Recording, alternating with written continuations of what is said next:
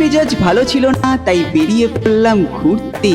কোথায় যাব ভাবছিলাম, তাই লিফটের দরজা খুলে ঢুকতে ঢুকতে আর ঢুকতে, যাই হোক এখন বেরিয়ে পড়লাম আয়াপাক্কাম বাজারের উদ্দেশ্যে। যাই হোক এই শহরটা তোমাদেরকে দেখাবো, তোমাদের কেমন লাগলো একটু কমেন্টে জানিও।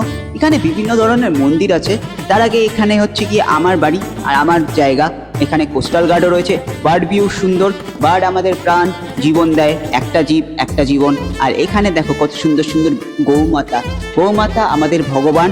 আর হ্যাঁ, মুসলমানরা এটাকে বিপ বলে চালাতে পারে, বাট গৌমাতা আমাদের ভগবান, ওনারা ভগবানই থাকবে।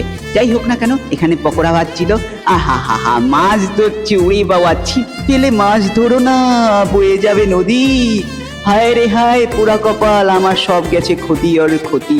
এদিকে দেখছি কুকুর আছে, যাই হোক ওইটা আর বলা যাবে না। আর এইখানে একটা সুন্দর মন্দির, তার উপরে স্ট্রিট লাইট। আর এখানে দেখতে পাচ্ছ বাস আসছে, বাসটাও তো ডিজেওয়ালা বাবু তেরা গানা বাজা তো। আর হ্যাঁ, এদিকে কত সুন্দর লেক, আর লেকের মহিমা ও অসাধারণ। যাই হোক একটু বাইরে বেরালাম, একটু ব্লগ করবো ভাবছিলাম, তার সাথে একটু প্রার্থনা করো বস, যাতে আমার মন মেজাজটা একটু ভালো থাকে।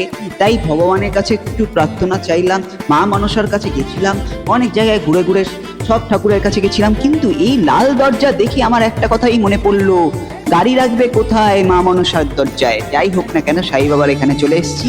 আর এখানে আমার খুবই ভালো লাগে। জয় শ্রী সাইরাম। আর আমি এখন বাড়ির পথে যাচ্ছিলাম। বাড়ির পথে যাওয়ার সময় ভাবলাম কিছু আরো বার্ড ভিউ দেখা যাক। বার্ড ভিউ দেখলাম, আর একটা কিউট গরু, ওরে বাবা কি সুইট। আর এইদিকে দেখো আয়াপাক্কাম বাজার, এখানে অনেক ধরনের বিভিন্ন ধরনের মাছ, মাংস, ডিম সবকিছু পাওয়া যায়। বাট আমি একজন নিরামিষ সন্ন্যাসী। যাই হোক না কেন, আমি আইসক্রিমের দিকে ঝুঁকলাম, আইসক্রিম খেলাম, তারপরে কোথায় যাবো ভাবছিলাম। তার আগে ভালো লাগছিল না, মন মেজাজ এতই খারাপ ছিল।